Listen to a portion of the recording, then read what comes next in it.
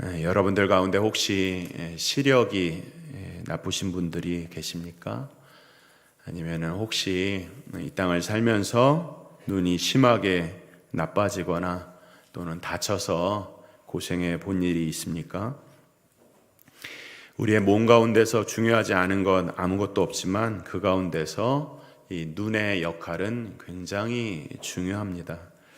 그 중요성을 비중을 따질 수는 없겠지만 어떤 사람은 말하기를 우리 몸 가운데 우리의 눈을 만약에 상실하게 되면 몸의 기능을 거의 한 70% 이상 상실한다 이렇게 말하는 사람도 있습니다. 근데 우리의 몸에 여러 가지 역할에 다양한 부위가 있는데 정상적일 때는 그 몸의 기능의 중요성을 우리가 별로 생각하지 않습니다. 만약에 우리 지금 머리카락이 다 이렇게 머리 위에 나와 있지 않습니까? 근데 만약에 머리카락이 어깨 위에 있었다고 한번 생각해 보세요. 그러면 아마도 우리는 살아가면서 이 머리카락이 우리의 머리 위에 좀 나서 참 우리를 예쁘게 하고 또 뜨거운 햇빛도 막아주고 또 폼도 내고 그렇게 하면 얼마나 좋을까 그렇게 생각하지 않을까요? 또 여러분들 허리가 어디에 있는지 아세요? 여러분들 몸에 통짜인 사람은 허리가 어디 있는지 잘 모르겠지만 허리가 어디인지를 언제 아는가? 허리가 아플 때 알게 됩니다. 허리가 아플 때 되면 이 허리 좀 안 아팠으면 좋겠다 하면서 허리를 만지면서 이 허리가 안 아파야 좀 책상에도 오래 앉고 공부하는 학생들 그렇게 생각하고 또 일을 하는 사람도 이 허리에서 힘을 좀 내야지 될 텐데 라고 생각을 하면서 그 허리의 중요성을 절감하게 됩니다. 눈도 마찬가지입니다. 제 얘기를 해서 죄송하지만 제가 이제 미국에 유학을 처음 갔을 때 얼마 안 됐을 때예요. 왼쪽 눈에 검은 막이 동공만한 검은 막이 생겨가지고 눈이 어두울 때가 있었어요. 그래갖고 검사를 했는데 별로 이상 징후가 나오지 않고 그렇게 한 증상이 며칠을 갔는데 가족에게 알리기를 어려워했습니다. 혹시나 하는 그런 생각이 들었죠. 한쪽 눈을 잃어버리면 어떻게 할까 그렇게 하면서 눈의 중요성을 절감했던 사건이 있었는데요. 오늘 우리가 읽는 이 본문은 굉장히 특이한 본문입니다. 그리고 그 위치도 우리가 막상 보면 사뭇 이해가 되지 않습니다. 지난 주일 우리가 살펴본 본문은 이제 하나님께서 우리에게 주신 재물의 소유가 어떤 것이냐, 하나님 앞에 이제 우리가 신앙생활할 때 재물에 대한 재물관을 말씀하였고 또 24절의 말씀도 보면 두 주인을 섬길 수 없다 이런 말씀이 있는데 그 사이에 오늘 이 눈에 대한 교훈이 있다는 것이 사뭇 이해가 되지 않습니다. 내용을 보면 연결되는 것 같기도 하고 또 잘못 보면은 어떻습니까? 전혀 상관없는 본문이 어떻게 여기에 들어왔을까 그렇게 생각이 들기도 합니다. 이런 생각을 해야 정상이에요. 성경 보시면서 오늘 또 목사님 무슨 말씀 할까 이렇게 생각하면서 오늘 강해 설교하니까 계속 6장 하지 않습니까? 그러니까 오늘 주일은 어떤 말씀을 전하실까 이렇게 생각하면서 묵상을 쫙 해오셔야 돼요. 그래야 말씀이 잘 들립니다. 그러면서 이 말씀이 왜 여기 있지? 이상하다 이렇게 생각해 오신 분들은 오늘 은혜를 받는 거예요. 그러니까 말씀 꼭 묵상하시고 그냥 하나님 말씀이 이렇게 써져 있다 생각하지 마시고 많이 묵상하시길 바랍니다. 어쨌든 이렇게 굉장히 특이한 교훈을 우리에게 오늘 주시는데 이 본문을 잘 살펴보고 오늘 말씀을 들어보면 이 말씀이 가운데 가만히 있는 것이 아니라 앞뒤 본문을 굉장히 강화시키고 있는 이 본문임을 우리가 배우게 될 것입니다. 먼저 눈에 대한 이야기를 조금 더 하면 오늘날은 보는 시대입니다. 여기 연로하신 분들이나 기성 세대들은 이 보는 세대가 아니라 이제 읽고 그것을 상고하고 묵상하고 고민하는 그런 시대를 살았습니다. 오늘날은 그렇지가 않아요. 과거 같지 않고 그냥 눈으로 보고 그것을 느끼고 감각하는 그런 시대를 살고 있습니다. 그래서 책을 보는 사람이 별로 없어요. 여러분들 작년 한 해 책을 몇 권이나 보셨습니까? 책 읽는 거 싫어하고 책을 읽는 사람은 그저 그런 분야에 있는 사람이라든지 학생이라든지 그런 사람들만 책을 좀 보지 신문 사설도 읽지 않지 않습니까? 그냥 눈으로 이렇게 타이틀만 보고 또 인터넷 기사 타이틀만 보고 이렇게 하지 가만히 앉아서 읽고 사색하는 것을 좋아하지 않습니다. 시대가 점점 읽는 것 대신에 보고 그것을 감각하는 시대로 가고 있는 것입니다. 그래서 내가 꼭 알아야 될 것이 있으면 굳이 어떤 문서를 읽지 않습니다. 그냥 화면에 띄어진 어떤 것을 눈으로 보고 그냥 조그만 내용 정도 읽고 그것을 보는 그런 시대가 되었어요. 근데 그 영상도 유튜브 영상 많이 있지 않습니까? 이 영상도 막 5분 정도 지나가면 지루한 거예요. 그래서 어떡합니까? 그 영상도 이제 잘라요. 더 짧게 잘라서 그래서 소위 쇼츠라고 해가지고 한 5초, 10초 이 정도 보는 거예요. 우리 젊은 친구들 잘 알 겁니다. 그래서 서울 같은 데 가서 지하철 같은 데 타고 가면요, 이 젊은 사람들이 계속 넘깁니다. 5초도 안 돼요. 그냥 계속 넘기고 계속 그러고 있어요. 그러다 보면 이제 알고리즘에 빠져가지고 계속 자기가 원하는 광고만 계속 나오죠. 그리고 그것을 계속 즐기다 보면은 거기에 중독되기도 하는 거예요. 근데 그것이 중요한 게 아니라 막상 어떤 글을 읽으려고 그러면 그것이 읽혀지지가 않아요. 지루하고 따분하고 피곤한 것입니다. 물론 보는 것을 통해서 우리의 지식이 향상되는 것도 일면 일리가 있습니다. 그러나 문제는 뭡니까? 하나님께서 우리에게 주신 지성을 상실하는 시대가 되어버린 것입니다. 생각을 하지 않습니다. 우리 전두엽이 발달하지 않아요. 머리가 점점 작아지지 않을까 이런 생각도 들고요. 얼마나 많이 이어폰 끼고 다니니까 이 레디에이션 자체가 이 브레인에 얼마나 영향을 주는지 몰라요. 어린 아이들은 말할 것도 없습니다. 그렇게 지성을 상실한 채 감각적인 것을 좋아하는 그런 시대가 되어버렸어요. 그래서 젊은 세대들은요, 여기 우리 학생들도 있고 그런데 이 기성세대들이 오래 얘기하는 거 별로 좋아하지 않습니다. 그건 아는 얘기 또 하신가 이렇게 이야기해요. 그것이 여러 가지 이유가 있겠지만 계속 짧은 동영상 5초도 안 되는 거 계속 넘기고 그것을 느끼고 바라보고 감각하고 그런 아이들한테, 학생들한테 계속 5분 10분 똑같은 얘기를 계속 반복해 보세요. 똑같은 얘기 좀 그만하세요 하면서 어떤 문제가 생길까요? 관계의 문제도 발생할 수 있는 것입니다. 이렇게 짧게 그냥 그런 시대가 되어버렸어요. 제가 한번 글을 한번 읽어드릴 테니까 한번 잘 연상해 보세요.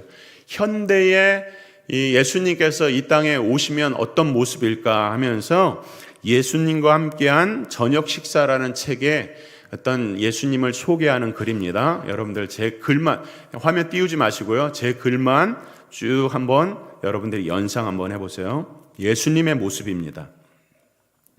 보통 체격에 키는 나보다 약간 작은 177cm 정도였다. 얼굴빛은 엷은 올리브색이었고 짙은 밤색의 골순머리는 짧게 쳐서 양쪽으로 빗어 내렸다.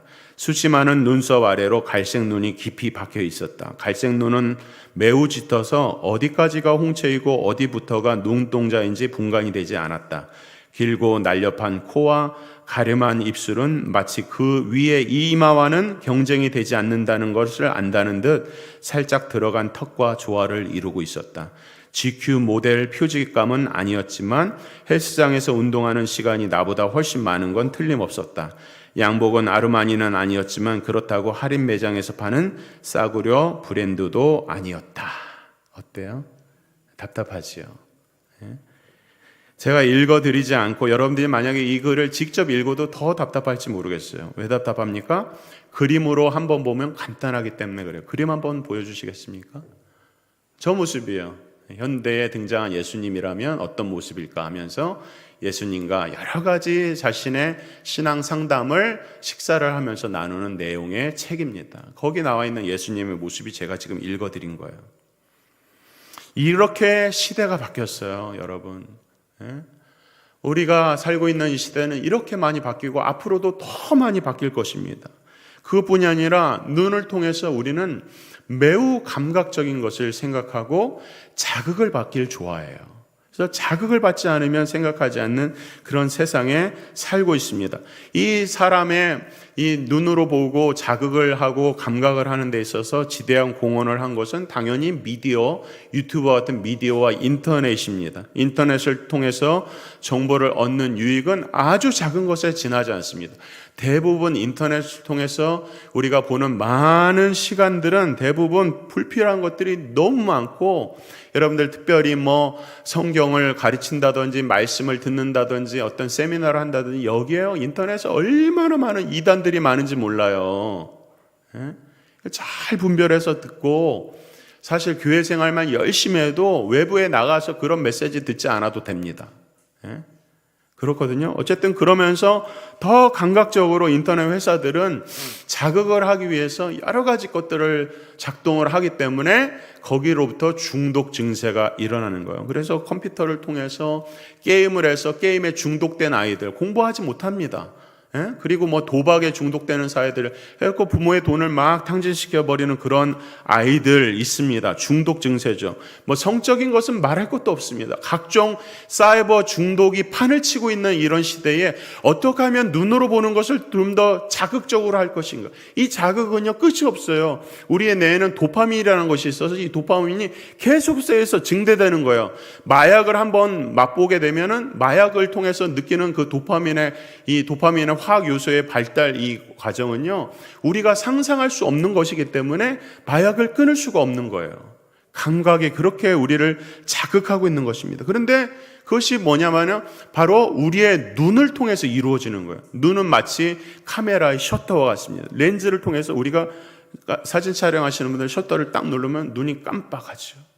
우리의 눈으로 셔터같이 찰칵찰칵 계속 보고 있는 거예요. 무엇을 봅니까? 조금 더 자극적인 거, 조금 더 내 마음에 드는 거, 내가 원하는 거, 그것을 계속 눌러대는 거예요. 만약에 여러분들이 우리가 하루 종일 셔터를 눌러댄 것을 모아서 내가 사랑하는 누군가와 함께 그것을 비디오로 한번 본다고 생각해 보세요. 하루 동안에 여러분들이 셔터를 누른 것을 모아서 비디오로 한번 본다고 생각해 보세요. 과연 정상적일 수 있을까? 어떤 결과를 초래할까? 어떤 사람은 정직을 이렇게 정의합니다. 다른 사람이 내 어깨 뒤에서 같이 보아도 부끄럽지 않은 것. 내가 지금 혼자서 무엇을 하고 있는데 어깨 넘어서 누군가가 나와 같이 그것을 보아도 부끄럽지 않은 것. 그것을 정직이라고 그러는 거예요. 나 혼자 무엇이든지 다 할 수 있다고 생각하고 무엇이든지 바라보고 무엇이든지 나만 알겠지라고 생각해서는 안 된다는 거예요. 우리 크리스찬들은 정직하게 살아야 되지 않습니까? 누가 봐도 부끄럽지 않은 삶을 살 수 있도록 노력을 해야 되는 거예요. 그래서 오늘 하루를 정직하게 살았는가 돌아보라, 이렇게 오늘 늘 말씀하지 않습니까? 그런 면에서 이 시대가 얼마나 감각적이고 자극적이고 지성을 상실케 하는 시대인지를 모른다 하는 것을 오늘 전제적으로 기억을 해야 됩니다. 눈은 마음의 창입니다. 눈은 모든 것을 다 말하고 있어요. 그래서 눈은 우리의 마음의 상태와 형편을 드러냅니다. 우리의 마음이 어떤지를 눈을 통해서 보여주고 있어요. 어떤 눈이 있을까요? 고뇌에 찬 눈이 있을 것입니다. 예수님같이 사랑이 충만한 눈이 있을 것입니다. 기뻐하는 눈이 있을 거예요. 감사하는 눈이 있을 것입니다. 실제로 눈을 보면 그 사람이 어떤 사람인지 알 수가 있게 돼요. 우리 옆에 있는 사람 눈을 한번 보실래요? 그렇다고 눈을 갑자기 크게 부릅뜨지 마세요. 그렇다고 눈이 갑자기 커지지 않습니다. 여러분들 눈을 한번 보세요. 그러면 우리의 눈을 통해서 우리의 모든 것을 다 말하고 있어요. 은혜가 있는지, 게으른지, 욕심이 많은지, 또 성실하게 살고 있는지, 심지어 우리의 눈으로 대화도 하죠. 우리의 눈이 그렇습니다. 마음의 창이란 말이에요. 우리의 마음을 표출합니다. 우리의 눈이 그런 거예요. 그래서 바라기는 우리의 성도들을 매주일 만나고 또 우리가 교회에서 만날 때에 좀 저도 그렇지만 좀 우리 한국 사람들이 인상이 좀 딱딱해요. 눈도 그냥 이렇게 딱 쳐다보고 말이니까 우리 성도들 나갈 때 인사할 때 좀 눈으로 좀 인사 좀 하면 좋겠어요. 웃으면서 서로 간에 그냥 서로 간에 눈으로 좀 대화도 하고 눈으로 웃고 눈으로 따뜻하게, 그러면 우리 교회가 얼마나 좋을까요? 그런 교회가 되었으면 좋겠습니다. 그다음에 눈은 우리의 몸을 인도하기도 합니다. 빛을 통해서 우리가 사물을 보는 것처럼 어떤 카메라 렌즈에 빛이 들어가죠. 그러면 그것을 사진을 찍는 것처럼 우리의 눈이라고 하는 이 렌즈를 통해서 빛이 들어가면 뇌에 전달이 되어서 우리의 손발을 움직여서 우리의 몸을 움직이게 하는 거예요. 여러분들 혹시 오지나 아니면 전등 같은 것들이 발달하지 않은 그런 아주 어두운 시골을 가본 적이 있습니까? 그러면 그때서야 우리는 후레쉬 라이트가 얼마나 빛을 강하게 발휘하는지를 알죠. 환한 대낮 같은 데서는 그 불빛이 별로 필요가 없어요. 그러나 어두운 데 가면 우리가 가지고 있는 이 조그만 불빛이 큰 힘을 발휘하는 것처럼 우리의 눈으로 들어오는 것을 통해서 우리는 우리의 몸을 움직인다는 것을 알아야 돼요. 우리의 몸을 인도하는 등불과 같은 것이 바로 우리의 눈이다 말씀하고 있습니다. 그렇다면 이 시점에서 왜 계속해서 눈에 대한 이야기를 하는가? 왜 재물에 대한 본문 사이에서 이 본문이 들어간 것인가? 여기 중요한 힌트가 있는데 본문을 보면 이렇습니다. 내 눈이 성하면 온몸이 밝을 것이요. 눈이 성하면 온몸이 밝다 할 때 이 눈이 성하다고 하는 이 단어가 원어로 하프루스입니다. 하프루스, 별로 어려운 단어가 아니에요. 하프루스는 눈이 어떻게 좋고 나쁘고 이런 것들 표현하기도 하지만 이 하프루스에 담겨져 있는 이 뜻은 또는 이런 뜻이 있어요. 눈이 관대하다, 눈이 성실하다, 눈이 단일하다, 이런 뜻을 가지고 있어요. 대단하지 않습니까? 눈이 그냥 밝게 보고 어둡게 보고 이런 어떤 우리의 시력을 말하는 것뿐만 아니라 눈이 관대하다, 눈이 성실하다, 눈이 단일하다. 우리의 눈을 보면서 그렇게 서로를 이야기하고 있는 거예요. 눈이 성실하다, 잘 쓰지 않는 단어잖아요. 눈이 단일하다, 그렇게 표현을 하고 있는 거예요. 눈이 관대하고 성실하고 단일하다, 이것은 또한 무슨 뜻일까요? 구약 성경은 히브리어로 되어 있는 이 히브리어로 헬라어로 번역한 것을 70인경이라고 합니다. 그래서 이 70인경이 성경 해석이 굉장히 중요한 책인데요. 이 성경 해석이 중요한 70인경에서는 눈이 관대하고 성실하고 단일하다라고 하는 이 하프루스를 뭐라고 또 표현했냐면, 잘 들으세요, 나뉘어지지 않는 충성심이라고 표현했어요. 우리가 누군가에게 충성을 한 사람에게 해야 되는데, 쉽게 말해서 하나님께도 충성하고 재물에도 세상에도 충성하는 그렇게 나뉘어진 마음이 아니라 오직 일편단심, 오직 하나님 주권, 하나님만 향한 그 나누어지지 않는 충성심을 오늘 눈이 단일하다, 눈이 성실하다, 눈이 관대하다 이렇게 표현을 하고 있는 거예요. 앞선 본문에서 우리가 무엇을 보았습니까? 내 보물 있는 곳에는 내 마음도 있느니라 라고 하면서 내 마음이 있는 곳에 내 보물이 있는 곳이고 내 보물이 있는 곳에 내 마음이 있어. 내가 사랑하는 그것을 위해서 나는 살아가게 된다. 왜? 내 마음이 그것을 좋아하니까. 이렇게 지난 주일날 우리가 말씀을 보았단 말이에요. 마찬가지로 우리의 눈을 주장하는 것은 우리의 마음이라는 거예요. 오늘 말씀이 그런 거예요. 그래서 따라서 우리의 눈다우려면 성도의 눈을 어떻게 가져야 될 것인가? 크리스찬이 어떤 눈을 가져야 될 것인가? 성한 눈, 하프루스, 성한 눈을 가져야 된다는 거예요. 눈다워야 된다는 거예요. 똑같은 눈을 가졌어도 똑같은 눈이 아니라는 거예요. 귀가 있어도 들을 귀 있는 자만 들으라 말씀.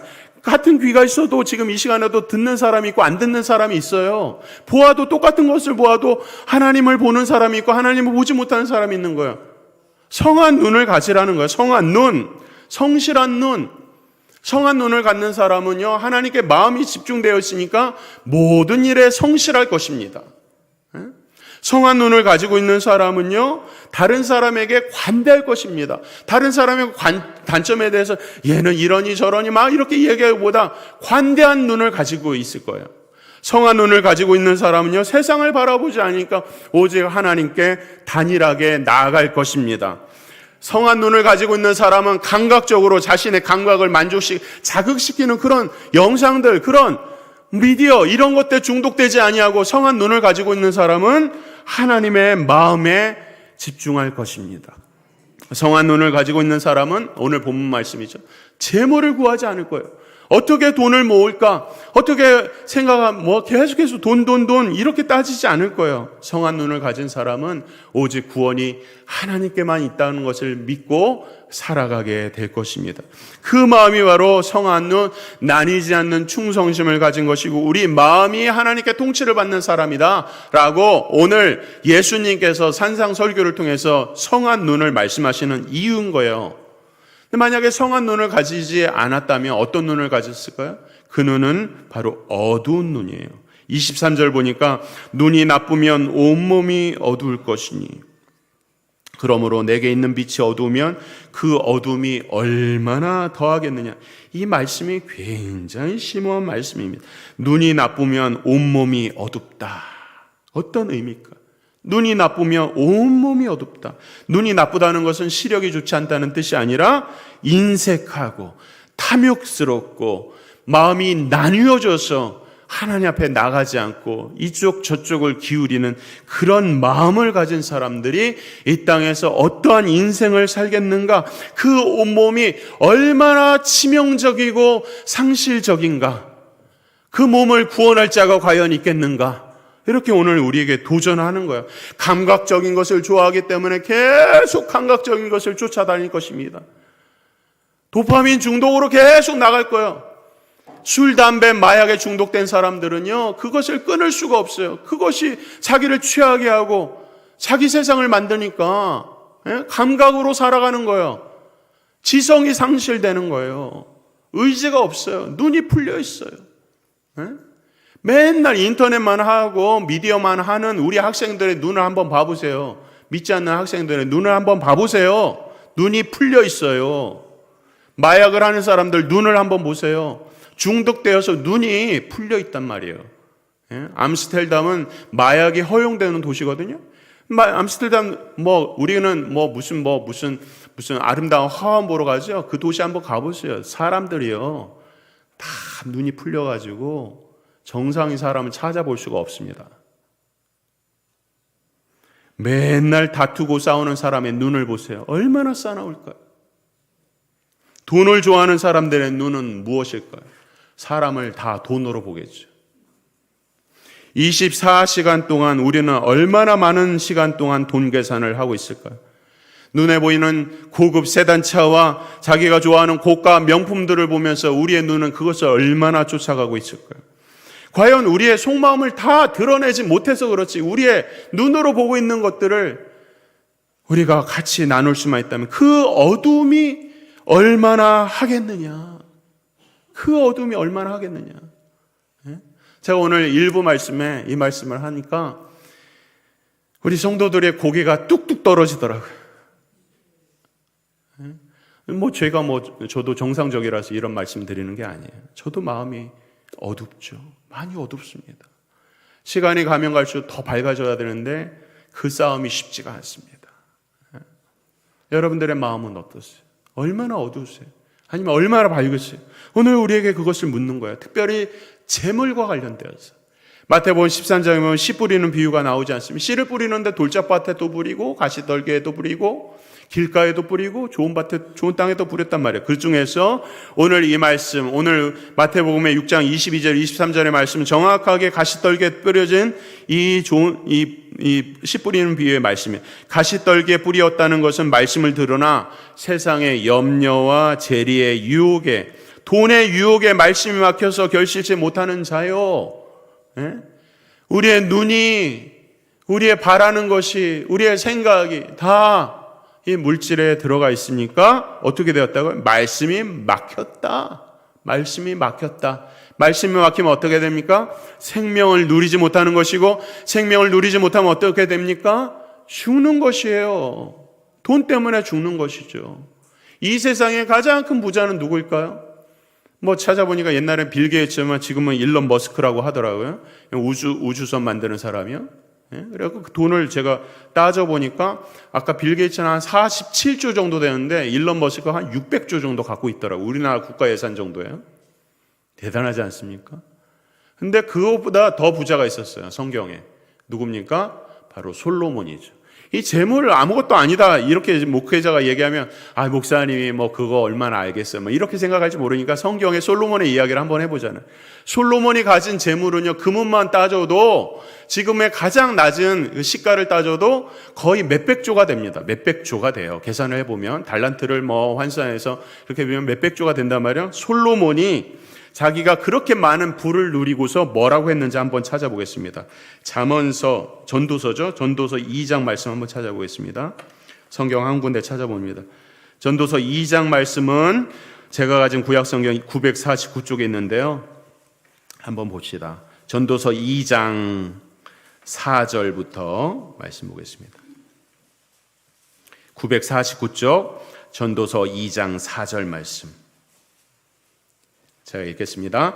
나의 사업을 크게 하였노라 하면서 내가 나를 위하여 집들을 짓고 포도원을 일구며 여러 동산과 과원을 만들고 그 가운데에 각종 과목을 심었으며 나를 위하여 수목을 기르는 산림에 물을 주기 위하여 물들을 팠으며 남녀 노비들을 사기도 하였고 나를 위하여 집에서 종들을 낳기도 하였으며 나보다 먼저 예루살렘에 있던 모든 자들보다 내가 소와 양떼의 소유를 더 많이 가졌으며 은근과 왕들의 소유한 보배와 여러 지방의 보배를 나를 위하여 쌓고 또 노래하는 남녀들과 인생들을 기뻐하는 처첩을 많이 두었노라.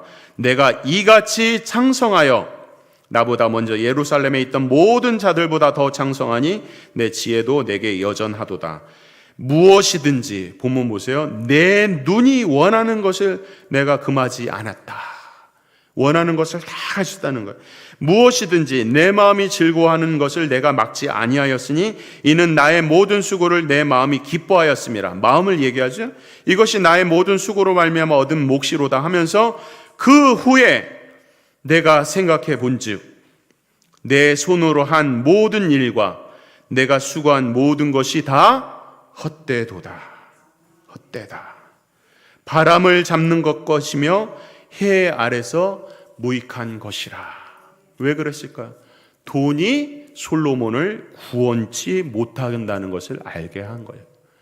돈을 위해서 처첩을 두고 수많은 사람들과 외교를 하면서 그렇게 자기의 왕국을 부강하게 하면 구원을 받을 줄 알았지만 그게 아니라 오히려 더 우상 숭배하고 더 자기 자신이 어두움에 빠져 있는 것을 마침내 깨달아서 그것이 정말 얼마나 헛된 것인가, 세상의 재리에 대한 유혹이 얼마나 허무한 것인가를 이 세상에서 가장 돈이 많았던 사람이 이야기하고 있는 거예요.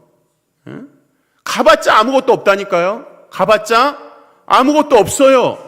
오히려 우리의 몸을 어둡게 하고 우리의 몸을 구원치 못하게 하는 자리에 가게 하는 것이 재리의 유혹이라는 거예요. 성경의 말씀이.